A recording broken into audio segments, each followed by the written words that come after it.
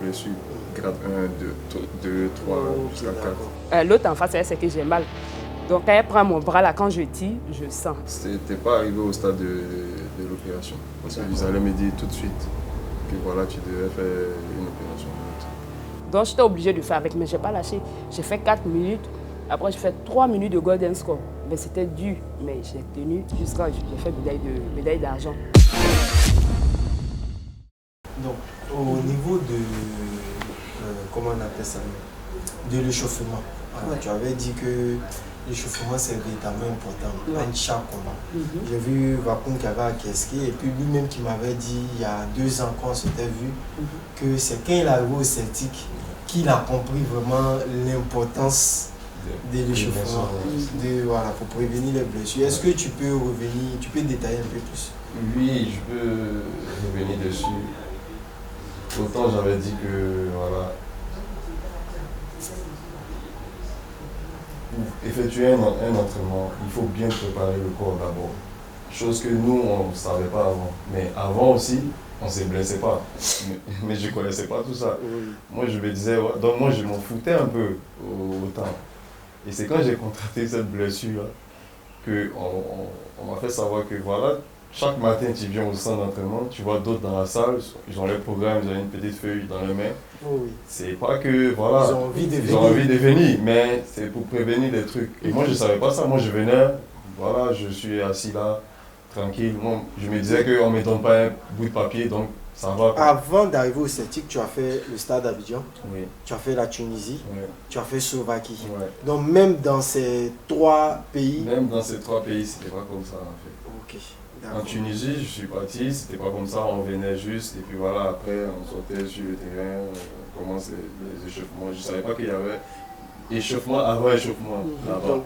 Dans ces 3 pays, même tes formateurs ou bien même le préparateur physique de ces clubs ne vous a pas véritablement formé dessus. Pas véritablement. D'accord, d'où l'importance vraiment qu'un formateur même soit bien formé.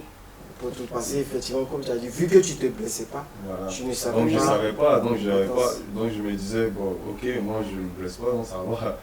Je ne suis pas éternellement un truc, mais je sais que j'allais me blesser, mais pas une grave blessure. Tu ne savais pas que ça allait être une cause de blessure, de bien se chauffer pour éviter du moins une blessure. Je me disais que voilà, l'échauffement sur le terrain, ça suffit. Donc pourquoi m'échauffer encore en salle, après encore sur le terrain, et puis commencer ça. Je me disais que voilà, j'allais me fatiguer plus et tout.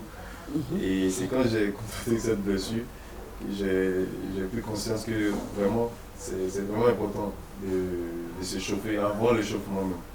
Donc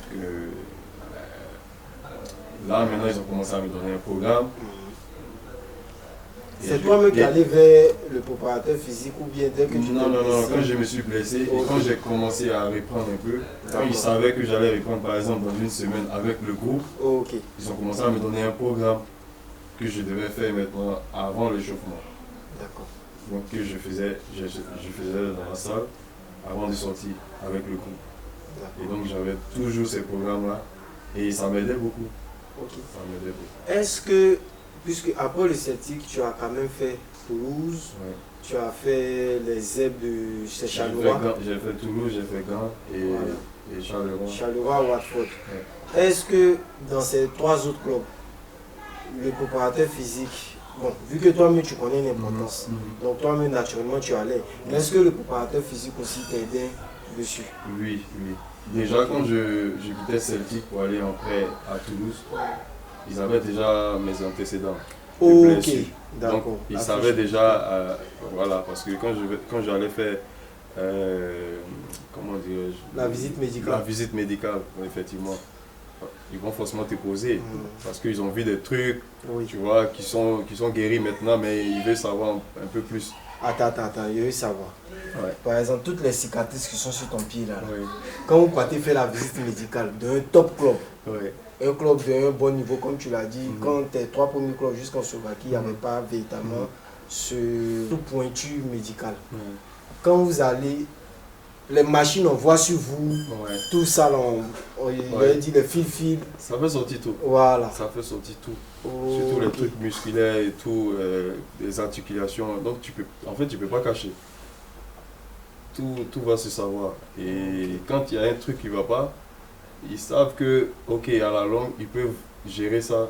Donc, ils vont se dire, c'est pas un problème.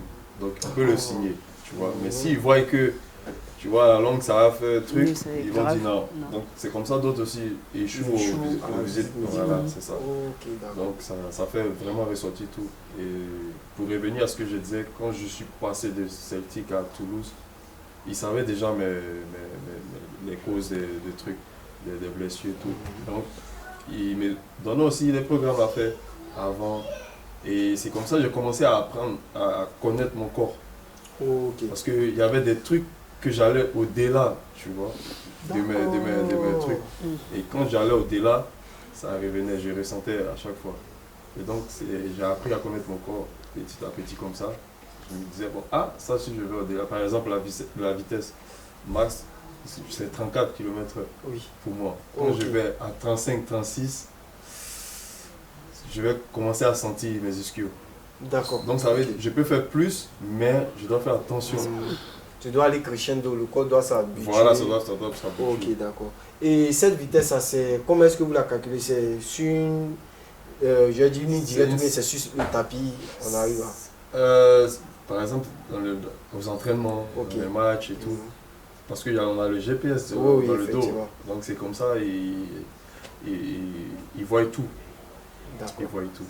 Zoul, est-ce que chez vous, vous avez les GPS ou bien vous avez les machines quand vous devez faire un check-up, je veux dire une fois par an ou bien 2 fois?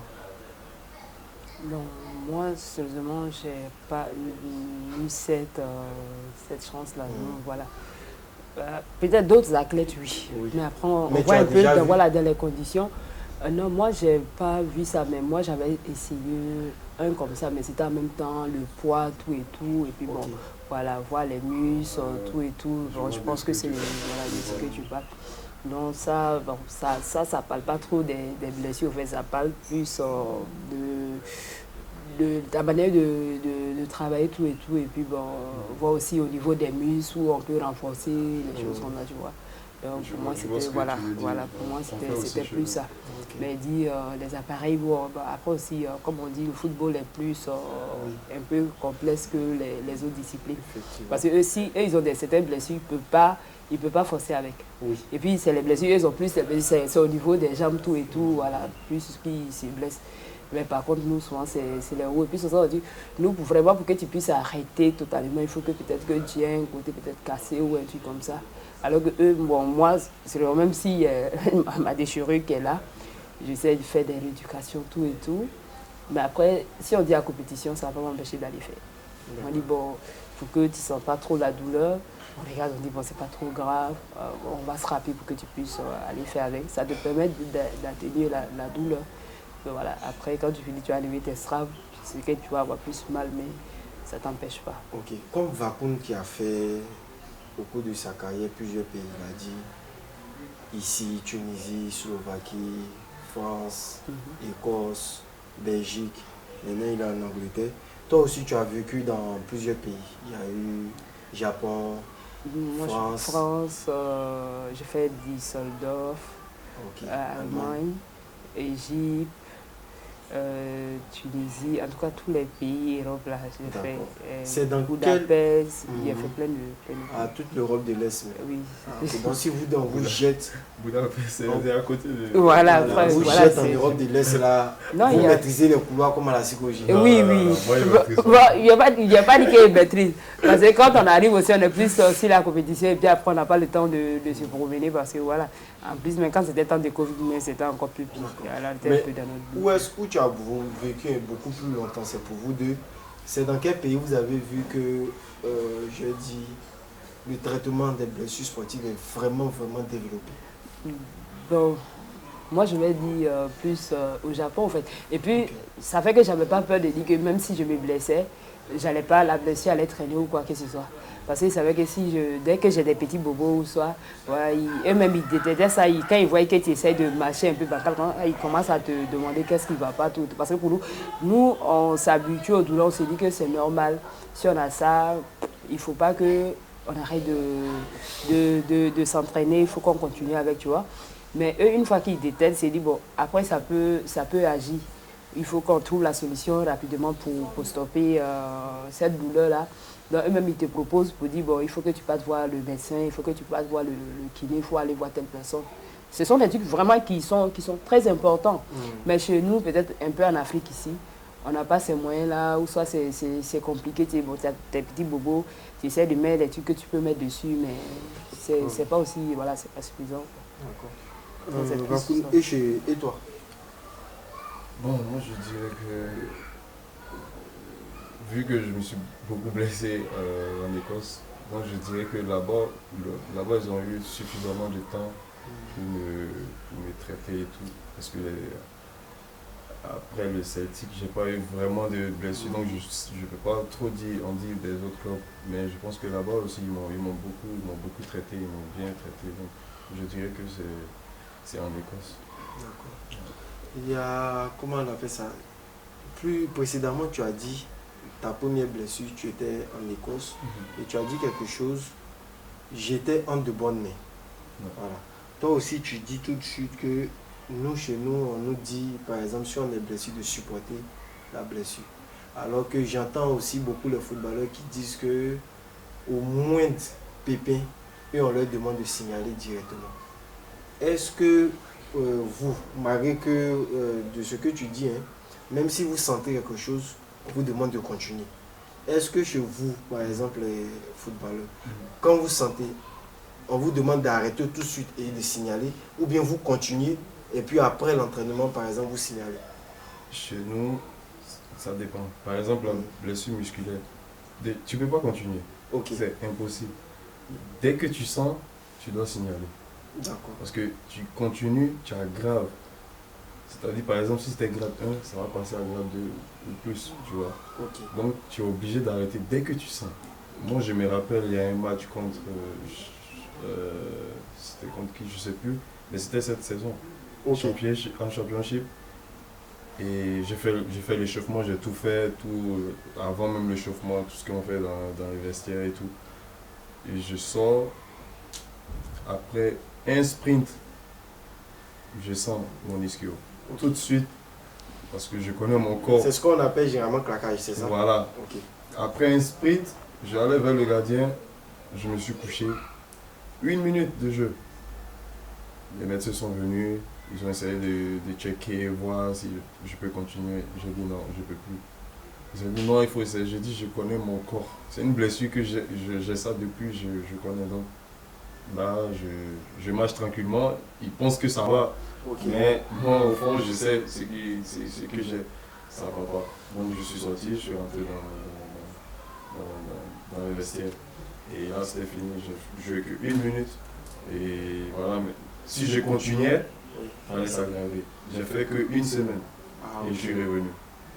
Donc, t'imagines si j'avais continué, peut-être que 3 semaines, 1 mois ou 1 mois et demi. Plus. Est-ce que dans ce cas précis, avant de revenir sur toi, Zoul, 1 minute de jeu et le claquage arrive? Généralement, quand on suit les matchs ici, on entend, je dis le commentateur ou bien même un ancien joueur consultant qui a dit que généralement, ça veut dire que le joueur ne s'est pas bien échauffé. Est-ce que ça peut arriver comme c'est ton cas où on s'est bien échauffé et puis ça tourne? Mais est-ce que dans la plupart des cas, c'est le cas d'un échauffement qui n'était pas... Ça peut arriver que l'échauffement n'est pas bien. Ou soit l'échauffement peut être bien, mais toi-même tu ne le fais pas à fond, genre à 100%. Donc ça peut dépendre du joueur ou aussi du préparateur physique. Tu vois. Mais moi, dans mon cas, je me suis bien échauffé. Et ça, sans mentir, l'échauffement était bien. Et après, ça peut arriver. Ça peut arriver. Pas tout le temps, mais ça peut arriver. Donc c'était mon cas la dernière fois. D'accord. Donc Zoul, par exemple, chez vous, à l'entraînement, quand vous sentez une douleur, vous allez au bout de l'entraînement et puis après vous faites le checkpoint pour tout lister ou bien dès que vous sentez, vous venez voir l'entraîneur, vous signalez et puis après vous arrêtez? Bon, après ça dépend. Parce que moi, généralement souvent, tu sais souvent, comme pour nous c'est plus individuel. Tu vois, quand c'est individuel, lui, quand c'est individuel, c'est un peu compliqué. Souvent, tu es sur le tapis, ça ne va pas. Même si tu es en train de regarder ton entraîneur pour lui dire que entraîneur, ça ne va pas. Lui, l'entraîneur te regarder, je sais que tu peux. Je sais que tu peux. Non. Tu vois, le fait même d'entendre ça là. Tu te dis, ah vraiment, là si j'arrête, voilà, c'est fini quoi. C'est pas comme il y a quelqu'un qui peut venir me sauver. Tu es venue toute seule, tu vois que tu as souffert aux entraînements, soit bon. C'est pourquoi même quand nous, souvent, on a des bobos à l'entraînement, même quand tu fais signe à l'entraîneur, au fait, c'est pas comme il ne te calcule pas. Mais il te dit, si tu étais en compétition là, qu'est-ce que tu allais faire? Tu allais arrêter? Là, peut-être tu sais que tu peux gagner, ou soit tu es en train de gagner. Et puis là, tu sens que c'est la douleur qui te dérange. Tu arrêtes ou tu continues. Si tu arrêtes, l'autre, il gagne. Il n'y a pas fait de dire que non. Lui, il s'en fout. Hein. Que tu es blessé, tu n'es pas blessé. Tu arrêtes, l'autre, il gagne. Donc, il faut que tu serres tes dents. Et puis voilà, tu cherches ta médaille. Après, tu cherches à te soigner. Si ça va mettre plus de temps pour que tu puisses te soigner, oui. Mais peut-être si tu es blessé dans le cas que tu ne peux pas faire la compétition, là, on ne peut pas t'engager.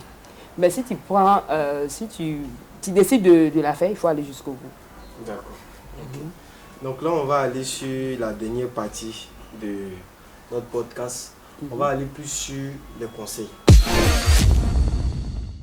Quels sont les conseils que vous pouvez leur donner déjà aux plus jeunes, voilà, qui, je vais dire, qui n'ont pas l'opportunité pour l'instant d'avoir toute la technologie pour éviter les blessures au maximum? Parce que quand on a athlète de haut niveau, je ne peux pas dire Choco Tchaka ou bien forcément, mais le risque de blessure, athlète de haut niveau et puis blessure, les deux ça marche vont ensemble. Mais comment faire pour éviter au maximum? D'abord, il faut beaucoup se reposer, dormir beaucoup et boire beaucoup d'eau. C'est vraiment important pour pouvoir récupérer parce que c'est notre corps qui permet qui subit les entraînements, les charges et tout. Donc, à un moment, il faut beaucoup dormir. Beaucoup dormir là. Toi, tu fais quoi? Parce que moi, en tout cas, je lis vraiment des choses, je ne sais pas si c'est possible. Que il y a des athlètes qui dorment 6 fois par jour, des sommeils de 30 minutes. 6 fois par jour, impossible. Tu es au haut niveau déjà, tu prends toute une journée à l'entraînement. Comment tu vas dormir 6 fois dans la journée? C'est impossible. C'est pas possible. Par exemple, moi j'ai entraînement, par exemple, je suis au centre d'entraînement à partir de 8h. À 14h, je suis à la maison. D'accord. Donc 14h, peut-être jusqu'à 17h, 18h, je dors. Ok. Je vais me réveiller. Parce que si tu dors l'après-midi, dormir le soir, c'est encore difficile, c'est un peu plus difficile. Donc je vais mettre un peu de temps, peut-être aller dormir à minuit, 1h max. Puis voilà. Mais pendant ce temps-là, je vais boire beaucoup parce que voilà. Le lendemain, j'aurai un test aussi pour voir l'hydratation que j'ai faite. Tu vois, il y a tout ça. Donc je pense que c'est vraiment important de boire et de beaucoup dormir parce que le lendemain ça devient encore 2 fois plus dur, donc il faut reposer le corps pour pouvoir attaquer le truc. Ok, bon, moi aussi au fait je rejoins quand même un peu ce qu'il a dit, c'est pareil, hein. Surtout le sommeil il est très important. Quand on a, chez nous comme ça, nous on s'entraîne souvent. Moi souvent je me retrouve en train de m'entraîner 3 fois par jour. 3 fois par jour? Oui. Souvent, je me retrouve soit 2 fois ou 3 fois par jour. 3 fois là. Comment c'est réparti? Voilà, c'est ça, 3 fois par jour, je peux expliquer. Le matin, comme ça, je peux commencer la séance à 8h. Ok. Si je commence 8h, souvent ça dépend 9h. Maintenant, là, je vais faire quoi? Je vais faire 1h30. Là, je fais seulement que nez au hasard, c'est les techniques au sol. Ok, d'accord. Maintenant, après, quand je finis, je vais enchaîner un autre. Mais là, c'est pas avec kimono, mais pratiquement, c'est dans la même famille là. Ok. C'est encore 1h30. Mais là, tu fais ça avec quel deuxième? Le deuxième aussi, là, si je fais de 9h à 10h30, j'enchaîne l'autre aussi. Ok. Tu vois, pareil, les mêmes heures aussi, c'est 1h30 encore. Quand je finis là, on rentre à la maison. Ce que je fais, je cherche à manger quelque chose et puis je vais me coucher. Okay. Là encore, quand c'est plus même les périodes, pendant le championnat d'Afrique, c'est ce que je fais. Donc ça fait que je ne peux pas faire autre chose à côté. Parce que puisque la séance, elle est intense. Oui. Donc voilà, après ça, je ne peux pas faire autre chose. Je rentre, je mange, je me repose. Après, bon, j'ai dit même souvent, même 4 fois. Après, je me repose. À 17h, il faut que je parte en salle de muscu. Je vais faire 1 heure là-bas. Je reviens. Après, j'enchaîne encore dans mon club. Je vais faire ça, c'est né au hasard encore. C'est que j'ai fait matin, je vais souvent. Voilà, maintenant les mardis, ça c'est 2 fois. Les mardis, j'ai la séance de muscule. il y a 2 heures en salle. Ok. Après, je rentre chez moi, un repas, je mange comme... Et puis, quand on mange aussi, la nourriture aussi, beaucoup de légumes. Bon, moi, sérieusement, avant, les carottes, tout ce qui était légumes, les choux, j'ai trié tout ça. J'ai trié tout ça, je mettais à côté, haricots verts, les feuilles, tout et tout. Bon, sans feuilles, même en tout cas, j'aimais ça, je ne peux pas dire trucs. Mais tout ce qui est légumes, haricots verts, carottes, les tomates fraîches, les trucs comme ça, il faut manger. Sérieusement, ça, c'était pas mon affaire. Mais là, j'étais obligée de manger parce que moi, j'aime pas trop les produits qu'on prend, complément de quoi, là. Voilà, les trucs comme ça, tu vois. Complément alimentaire. Bon, ça dépend, c'est pas comme c'est interdit, mais moi, je prends pas ça trop comme ça. Mais pour compenser, je prends plus légumes, les trucs comme ça, la banane, surtout la banane. Quand moi, je pars en compétition, ça me manque pas. Parce que souvent, si c'est vite, il faut avoir le sucre dans le corps, tout et tout. Je préfère prendre les trucs qui sont plus naturels. Je fais ça. Mais là, les mardis, comme ça, je m'entraîne 2 fois. Comme j'ai dit, il y a 2 heures. Je finis, je vais, je me repose, tout et tout. Après, le soir, je commence à 19 heures, je finis à 21 heures. Tu vois, donc souvent, c'est reparti comme ça. Maintenant, les mercredis, il y a seulement un seul jour. Un seul jour que je ne m'entraîne pas.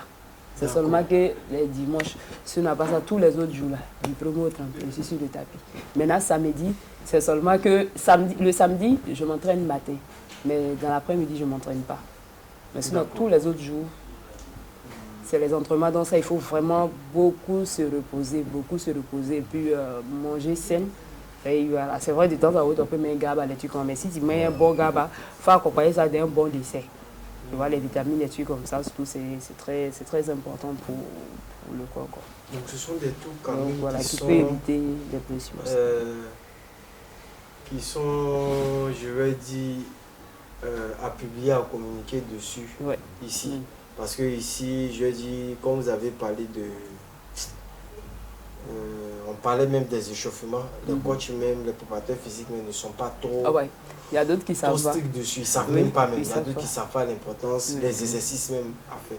Mais au moins la nourriture, le sommeil, l'eau, ce sont des trucs que tous les athlètes ici, qui sont très importants. Voilà, peuvent faire. Donc c'est quelque chose vraiment que on doit continuer à sensibiliser. À sensibiliser. Sérieusement, c'est très important. Parce que moi, avant, j'étais à Abidjan ici, je vais à l'entraînement, je finis, je vais me promener, après j'enchaîne l'entraînement encore. Donc quand je suis fatiguée, donc plus on est fatigué, plus on s'expose à la blessure. Ça c'est sûr. Plus on est fatigué, plus on s'expose à la blessure. Voilà, quand on ne dort pas beaucoup, on se blesse. Quand tu vas aller à 100%, tu vas te blesser. Maintenant, si tu ne te reposes pas, plus si tu t'économises, tu ne peux pas aller à 100%. Donc moi, sérieusement, quand il est fini, je me mets au lit, je dors bien. Ça fait que le soir, je peux vraiment attaquer. Quand il ne me repose pas, même à l'entraînement, et ainsi que je regarde l'entraîneur, quand il me dit de faire quelque chose, j'ai envie de... Nous, nos entraîneurs là, ils ne savent pas dire, ici quand même c'est toi qui essayes de dire, bon coach, non, moi mon entraîneur, souvent ici sur le tapis, je suis blessé, il essaye. Alors que si c'est en compétition, ils vont arrêter le combat, et puis ils vont te dire, non, va te soigner, tu viens. Il essaye, quand il fait comme ça, il commence à gueuler là. Donc, je suis obligé de serrer mes dents pour continuer. Un jour, il a cru qu'il était contre moi, tu vois. Il gueule tout et tout, donc je suis obligé de vraiment faire avec. Donc ça veut dire, souvent aussi, tout se passe dans la tête. Il y a d'autres, dès que c'est chaud, ils sont blessés, ils te disent non, que je ne peux pas. Ça, c'est logique, Parce que quand tu te blesses, plus tu sais que tu essaies de forcer, ça s'aggrave, ça c'est sûr. Voilà, donc tu as le droit d'arrêter. Maintenant, après aussi, ça dépend de toi aussi. Tu dis, ah, je sais qu'il y a ma fille qui est dedans. Peut-être que ça doit me permettre de me qualifier pour aller aux Jeux Olympiques. Est-ce que là, tu as dit que non, comme je suis blessé, j'arrête. Si tu mènes, tu es obligé de serrer les dents. Parce que tu sais que si tu dis que je ne veux plus, tu ne vas pas au jeu. Voilà, donc pour aller au jeu, là, qu'est-ce que tu dois faire? Là, maintenant, ça ne serait plus pareil. Tu te dis, bon, ok, je gère. Pour pouvoir finir les 4 minutes, ou pour pouvoir finir peut-être les 1 minute qui me reste, ou les 2 minutes. C'est une manière aussi de gérer.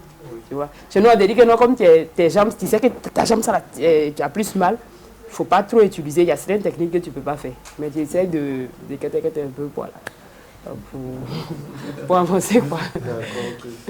Donc, avant de faire notre mot de fin, je vais te demander d'abord, comment on appelle ça?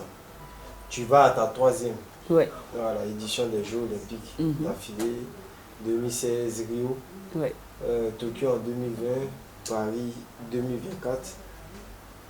Je sais qu'en 2020, à Tokyo, tu étais la seule. 2016, de judo. j'étais seule. 2016 aussi, tu étais seul. Oui. Voilà, ok. Donc ça veut dire que le judo ivoirien, il est sur toi, il est sur tes épaules même à chaque fois. Quelle pression. Ah oui, c'est ça. Sachant que c'est une discipline qui n'est véritablement pas développée dans sa pratique. Si le football même qui est le plus populaire même c'est chèche. Voilà. Donc les autres sports que les gens même appellent sports mineurs, j'ose imaginer vos différentes souffrances. Mais est-ce que tu as un message particulier pour les Ivoiriens? Bon, pour les Ivoiriens, on va toujours les dire merci.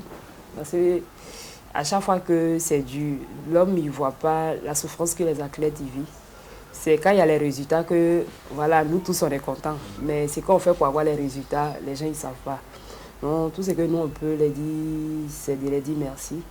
Parce que moi, je ne dirais pas que je suis nouvelle dedans. Faire 3 fois les jeux, c'est comme on dit, c'est pas donné à tout le monde. Parce que ça demande beaucoup de sacrifices. Nous, les sportifs, on fait beaucoup de sacrifices, surtout les sportifs africains. On sait dans les conditions qu'on part au jeu, on sait dans les conditions qu'on va dans les compétitions. C'est pas évident. Il y a d'autres même vraiment qui s'accrochent, mais arrivé un moment, ils essayent de dire non, que voilà, nous, on n'est plus là. Mais si tu continues, c'est parce que dans la tête, d'abord, il faut être fort. Bon, pour tous ceux qui vont vraiment dire qu'on va avoir des rêves comme les grands champions, moi, je vais juste te dire que c'est beaucoup de sacrifices. Donc, il faut accepter d'abord, il faut aimer. Parce que si tu n'aimes pas, sérieusement, comme on dit, hein, oui, il y a l'argent, tout le monde aime. Mais s'il n'y a pas l'argent, il faut avoir courage. Non, c'est vrai. S'il n'y a pas l'argent, il faut avoir le courage. Moi, je peux dire, voilà, aujourd'hui, je suis qualifié, tout le monde me court derrière, ça c'est sûr. Mais avant de me qualifier, là, j'essaie dans les conditions. Donc vraiment. Souvent, donc voilà, tu sais un peu. Moi, mais j'essaie un peu. Voilà, donc c'est pas du tout facile.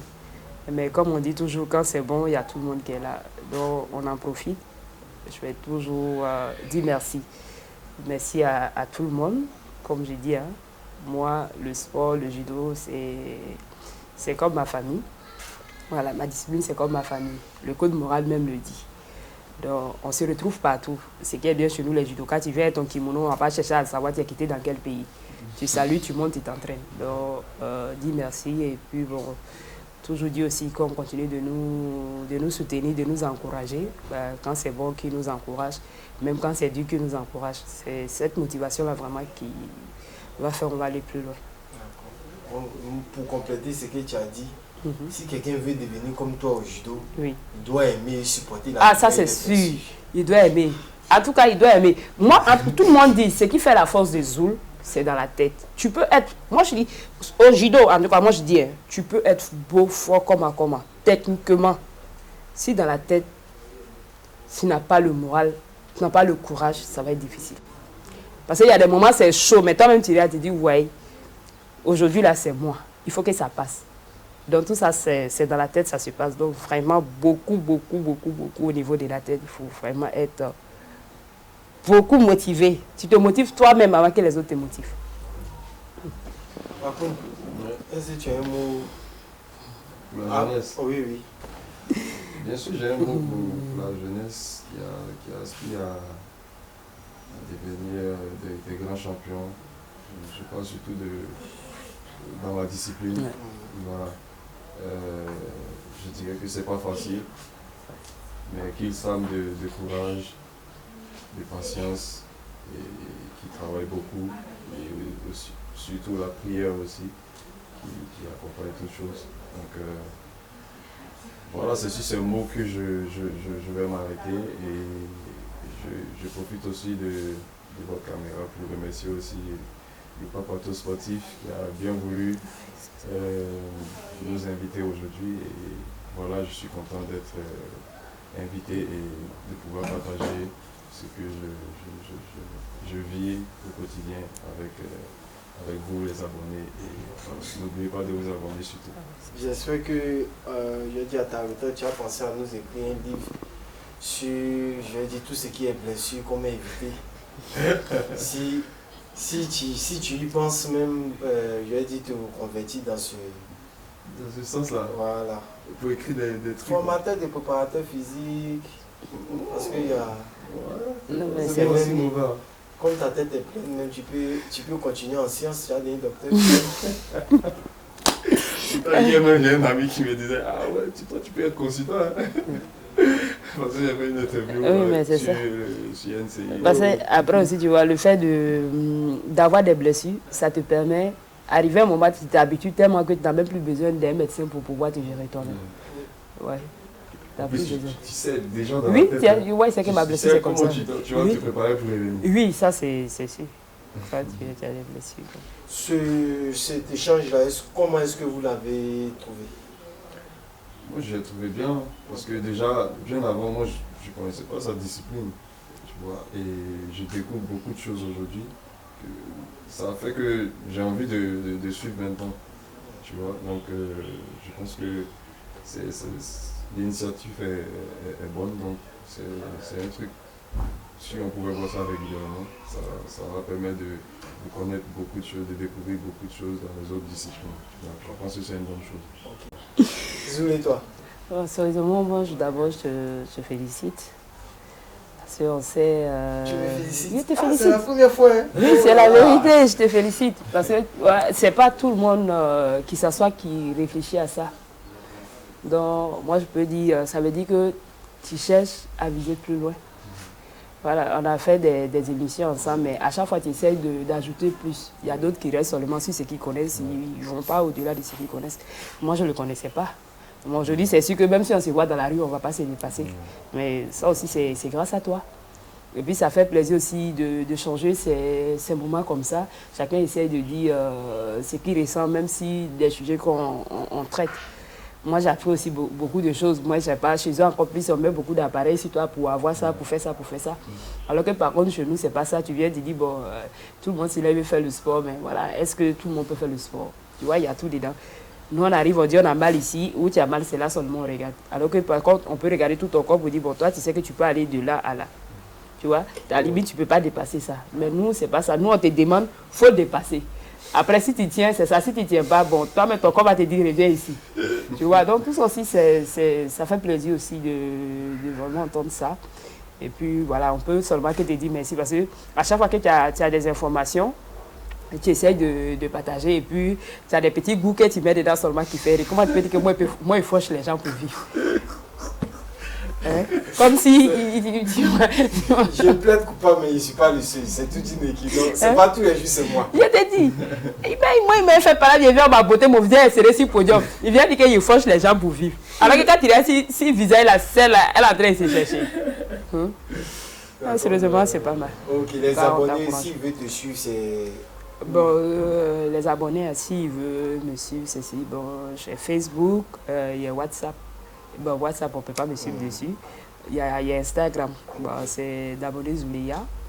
Et puis aussi, les abonnés, il faut dire aux messieurs là, à Bokato Sport. On va juste lui dire merci pour ce qu'il fait pour nous les athlètes. C'est pas évident, mais de toute façon, on est ensemble. Merci encore. Merci à toi. Où est-ce que les abonnés peuvent suivre ton actualité et tout? Je sais qu'il y a d'autres qui me suivent déjà, mais pour ceux qui ne me suivent pas encore, vous pouvez me trouver sur Instagram, Facebook, et voilà, c'est tout. Hein. Sur Instagram, c'est quel nom? Bayo-kun 10. Okay. Bayo-kun 10. Ouais. Ok. Sur Facebook, c'est Vakun Bayo. Vakun Bayo sur Facebook. Ouais. D'accord, ok. Donc, chers abonnés, nous sommes à la fin de notre entretien. Voilà, c'est comme je vous l'ai dit au départ, c'est le deuxième numéro. Si vous avez apprécié, vous pouvez laisser, je dis, vos critiques de ce que vous avez apprécié, ce que vous n'appréciez pas. Les prochains invités, vous pouvez aussi donc donner vos idées pour qu'on puisse les contacter pour pouvoir réunir et mettre en interaction les sportifs de différentes disciplines pour qu'ils puissent se connaître, pour que chacun puisse découvrir l'univers de l'autre. Sur ce, je vous dis merci et bye bye.